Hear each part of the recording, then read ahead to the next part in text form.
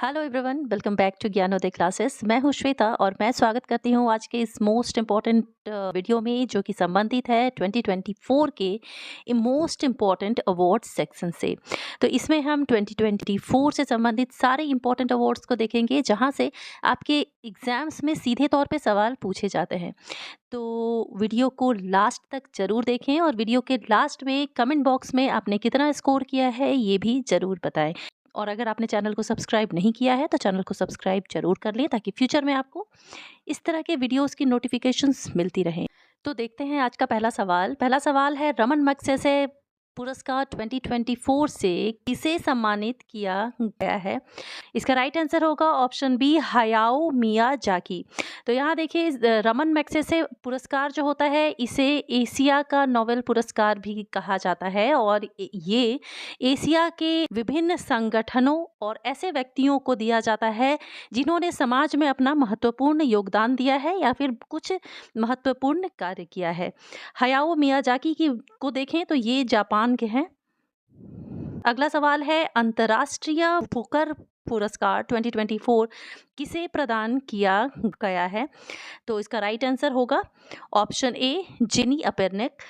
इससे संबंधित कुछ इंपॉर्टेंट पॉइंट्स भी देख लेते हैं। तो जेनी अपेरनेक जो कि फर्स्ट जर्मन लेखिका हैं, और इन्हें पुस्तक कैरोस के लिए ये अवार्ड प्रदान किया गया है। इस बुक को अनुवाद किया है माइकल हॉफमैन ने।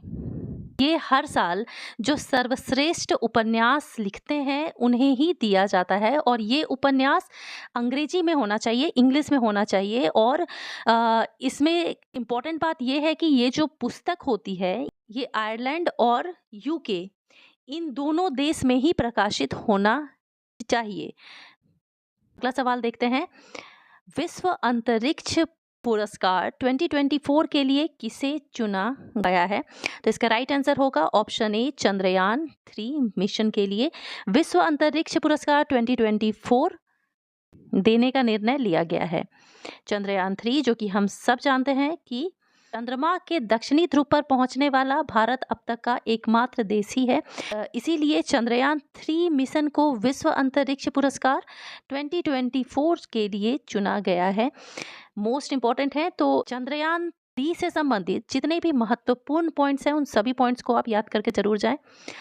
अगला सवाल है, वैश्विक खसरा और रुबेला चैंपियन पुरस्कार किस देश को मिला है? तो इसका राइट आंसर होगा ऑप्शन ए, भारत। तो अगला सवाल है, 2024 में गांधी मंडेला अवार्ड 2020 किसे प्रदान किया गया? तो ये दिया गया है ऑप्शन ए, इसका राइट आंसर होगा रिंगो वर्ता मेंचू तुम। यहाँ एक तुम वर्ड भी है जो मिसिंग है। तो इसे दिया गया है 18 जुलाई 2024 को। 18 जुलाई 2024 को क्यों दिया गया है? 18 ही जुलाई को क्यों? क्योंकि 18 जुलाई को ही मनाया जाता है प्रत्येक वर्ष नेल्सन मंडेला अंतर्राष्ट्रीय दिवस, और इसी के अवसर पर रिंगो वर्ता मेंचू को, जो कि ग्वाटेमाला देश के हैं, किस देश के हैं? ग्वाटेमाला देश के, और इन्हें ये अवार्ड प्रदान किया गया है। तो मोस्ट इम्पॉर्टेंट क्वेश्चन है। अगला मोस्ट इम्पॉर्टेंट सवाल है, आईओसी यानी कि अंतर्राष्ट्रीय ओलंपिक समिति द्वारा ओलंपिक ऑर्डर से सम्मानित होने वाले पहले भारतीय। तो जब भी पहला नाम पूछा जाए तो वो हो जाता है आपके एग्जाम्स के लिए वेरी वेरी इंपॉर्टेंट। तो इसका राइट आंसर क्या होगा? Option A, Abhinav Bindra. ये निशानेबाजी से संबंधित हैं, और इन्हें ओलंपिक में उत्कृष्ट सेवाओं के लिए ओलंपिक ऑर्डर पुरस्कार से सम्मानित किया गया है। अगला मोस्ट इम्पॉर्टेंट सवाल है, दिव्य कृति सिंह ने किस खेल के लिए अर्जुन अवार्ड से सम्मानित किया गया है? इसका राइट आंसर होगा ऑप्शन ए, घुड़सवारी। तो घुड़सवारी के लिए दिव्य कृति सिंह को अर्जुन पुरस्कार से सम्मानित किया गया है। अर्जुन अवार्ड जो कि भारत सरकार के द्वारा खेल के क्षेत्र में उत्कृष्ट प्रदर्शन के लिए दिया जाता है। Most important. तो देखते हैं आज का अगला सवाल, सरस्वती सम्मान 2023 के लिए किसे चुना गया है? तो यहाँ ध्यान रखिएगा, ये 33 नंबर का सरस्वती सम्मान है, यानी कि अब तक कुल 33 लोगों को ये सम्मान दिया जा चुका है, और इसका राइट आंसर होगा option A, Prabha Verma. Most important सवाल है, इससे संबंधित कुछ इंपॉर्टेंट पॉइंट्स भी देख लेते हैं जहां से सवाल पूछने की बहुत ज़्यादा संभावना होती है। तो इन्हें किस भाषा की रचना के लिए ये अवार्ड दिया गया है? तो मलयालम भाषा। और मलयालम भाषा में इन्होंने जो रचना है इनकी वो है रौद्र सात्विकम। तो ये दोनों पॉइंट ही बहुत ज़्यादा इम्पोर्टेंट है। इसके साथ ही स्वती सम्मान से संबंधित कुछ इम्पोर्टेंट पॉइंट्स को हम समझते हैं कि देखिए, सरस्वती सम्मान वो सम्मान होता है जो कि हमारे संविधान की, हमारा जो संविधान है, हमारे संविधान की 8वीं अनुसूची में कुल जितनी भी भाषाएं हैं यानी कि कुल 22 भाषाएं हैं, तो ये उन्हीं लोगों को मिलेगा जो इन 22 भाषाओं में किसी भी साहित्य की रचना करेंगे, उन्हें ही सरस्वती सम्मान 2023 के लिए चुना जाएगा। अगला सवाल देखते हैं कि 2024 में कितने लोगों को पद्म पुरस्कार से सम्मानित किया जाएगा? तो इसका राइट आंसर होगा ऑप्शन ए, 132 लोगों को पद्म पुरस्कार से सम्मानित किया जाएगा। और देखिए, इसका जो है 3 कैटेगरी होता है।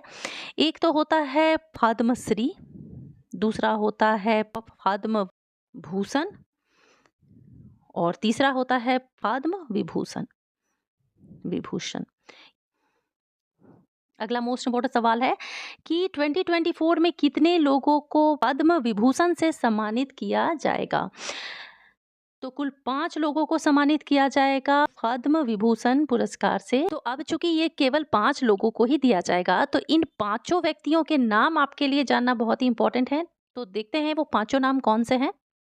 तो इसमें जो पहला इंपॉर्टेंट नाम है वो है भारत के पूर्व प्रधानमंत्री चौधरी चरण सिंह, और इन्हें मरणोपरांत दिया जाएगा। दूसरा है वो भी भारत के पूर्व प्रधानमंत्री हैं जो कि हैं पीवी नरसिम्हा राव, इन्हें भी मरणोपरांत दिया जाएगा। वैज्ञानिक है MS स्वामीनाथन, इन्हें भी मरणोपरांत दिया जाएगा और ये संबंधित हैं ग्रीन रिवॉल्यूशन से, इन्हीं के कारण भारत में ग्रीन रिवॉल्यूशन आया था। नेक्स्ट है लाल कृष्ण आडवाणी जो कि भारत के 7वें उप प्रधानमंत्री थे।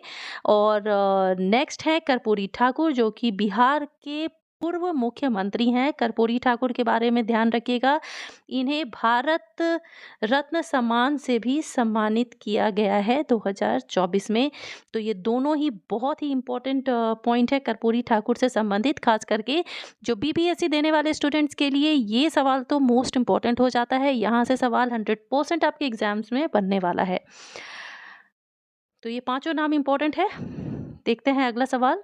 अगला सवाल है 58th ज्ञानपीठ अवार्ड निम्नलिखित में से किसे प्रदान किया गया है? तो ऑप्शंस में है गुलजार, दूसरा है जगत गुरु रामभद्राचार्य, तीसरा ऑप्शन है नीलमणि फुकन, और या फिर ऑप्शन A एंड B। तो इसका राइट आंसर होगा ऑप्शन D, यानी कि ऑप्शन A एंड B, यानी कि गुलजार और जगत गुरु रामभद्राचार्य, इन दोनों को ही 58वां ज्ञानपीठ पुरस्कार से सम्मानित किया गया है।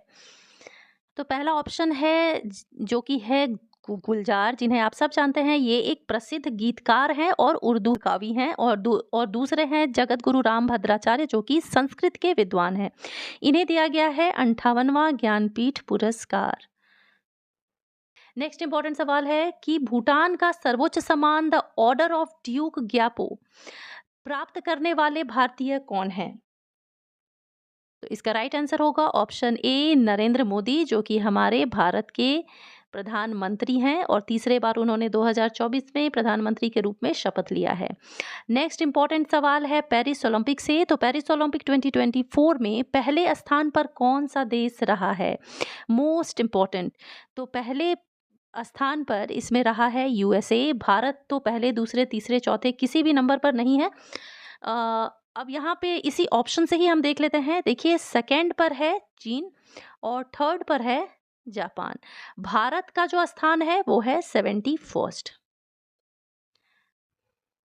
अब इससे संबंधित कुछ और पॉइंट्स देख लेते हैं जहां से सवाल बन सकते हैं। तो यहाँ पर देखिए, USA क्योंकि टॉप पर है, तो USA ने कुल 126 मेडल जीता है और इसमें से उसने जो गोल्ड जीता है वो जीता है 46, यहाँ 1 नहीं होगा, 46 होगा। सेकंड पर है चीन जो कि टोटल 91 मेडल जीता है और गोल्ड की संख्या है 40। जापान जो कि कुल 45 मेडल जीता है और इसमें जो गोल्ड की संख्या है, यहाँ टाइपिंग मिस्टेक है, जापान ने टोटल 20 गोल्ड मेडल जीता है।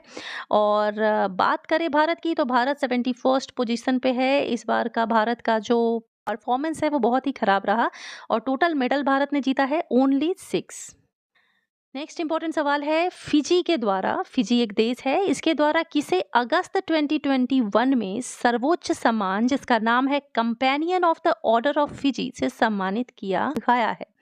इसका राइट आंसर होगा ऑप्शन ए द्रौपदी मुर्मू जो कि हमारे भारत की पहली आदिवासी राष्ट्रपति हैं। इन्हें ही इस सम्मान से सम्मानित किया गया है। अगला सवाल है, ये है तिमोर लेस्ते भी एक देश है, इसका सर्वोच्च नागरिक सम्मान है जो कि है grand collar of order of Timor Leste. ये किस भारतीय को दिया गया है? तो इसका राइट आंसर होगा द्रौपदी मुर्मू को। तो यहाँ ध्यान रखिएगा, द्रौपदी मुर्मू को 2 देश का सर्वोच्च नागरिक सम्मान मिला है, एक तो तिमोर लेस्ते का और दूसरा फिजी देश का। तो ये सवाल काफ़ी इम्पोर्टेंट है, तो इसे घुमा फिरा के पूछा जा सकता है, 2 क्वेश्चंस को एक में कंबाइन करके भी पूछा जा सकता है आपके एग्जाम में। नेक्स्ट इंपॉर्टेंट सवाल है, एम.एस. स्वामीनाथन जो कि एक साइंटिस्ट थे और ग्रीन रिवॉल्यूशन लाने के लिए इन्हें जाना जाता है। तो एम.एस. स्वामीनाथन पर्यावरण संरक्षण पुरस्कार 2024 से किसे सम्मानित किया गया है? तो इसका राइट आंसर होगा option A Anant D Shankar. Next important सवाल है जो कि है 2024 में ओलंपिक ऑर्डर अवार्ड से किसे सम्मानित किया गया है? तो 2024 में ओलंपिक ऑर्डर से सम्मानित किया गया है अभिनव बिंद्रा को जो कि एक निशानेबाज हैं और ये अवार्ड इन्हें दिया गया है IOC के द्वारा, यानी कि अंतर्राष्ट्रीय ओलंपिक समिति, जिसे इंग्लिश में आप इंटरनेशनल ओलंपिक कमेटी बोलते हैं। ये सवाल रिपीट हो चुका है। 19वां सवाल है, अप्रैल 2024 में KISS मानवतावादी अवार्ड 2021 से किसे सम्मानित किया गया है? इसका राइट आंसर होगा ऑप्शन ए रतन टाटा को।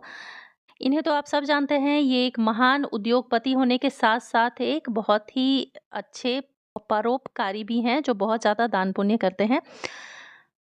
अगला सवाल है, पेरिस ओलंपिक्स 2024 में भारत का स्थान क्या रहा? तो भारत का स्थान रहा 71st और भारत ने कुल कितना मेडल जीता है? तो कुल 6 मेडल ही जीता है भारत ने। टॉप पर है USA। अगला मोस्ट इंपॉर्टेंट सवाल है, एबेल पुरस्कार 2024 से किसे सम्मानित किया गया है? तो इसका राइट आंसर होगा मिशेल टेला ग्रैंड को एबेल पुरस्कार 2024 से सम्मानित किया गया है। तो यहाँ पे समाप्त होता है टॉप 21 सवाल, जहाँ से सीधे तौर पर सवाल पूछने की बहुत ज़्यादा संभावना है। अब हम देखते हैं आज का सवाल जिसका जवाब आपको कमेंट बॉक्स में देना है। तो ये सवाल है कि 2024 में कुल कितने लोगों को पद्म भूषण से सम्मानित किया जाएगा? 132, 110, 17 या फिर 5? इसका जवाब आप कमेंट बॉक्स में देकर ज़रूर बताएं और आप किस किस टॉपिक पे वीडियोस पाना चाहते हैं कमेंट बॉक्स में लिखकर वो भी बताएं। तो मिलती हूँ अपने नेक्स्ट वीडियो में कुछ और इम्पोर्टेंट टॉपिक्स के साथ। Thanks for watching.